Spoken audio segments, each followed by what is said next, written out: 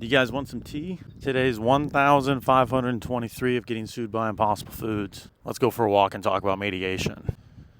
All right, guys, so the first thing about mediation is that you don't talk about mediation. You can't talk about anything that happened in it or during it or what resulted of it. You can look at sort of public records, and you can also look at what's actually happening. So in the case so far, there have been 2 mediations. The case is still going on, so you can guess how those mediations went. I mentioned this in another video, but in our last mediation, there's something called good faith. This is where, despite the tensions in a lawsuit, you're supposed to come to the table, arms down, so nobody gets ambushed, and be like, hey, what do you actually want? And see if there's a way to negotiate in good faith. Now, what's fun is the last time we went to mediation, they wanted to have it in California. So I dragged myself all the way out to California, and I checked into my hotel, and the night before we go to mediation, they file additional claims in the case, and they filed to sue me personally, add me personally to the case. I don't know what their calculation was. I think it was to add more pressure to the negotiation, but it did not work apparently. And even worse than that, it's a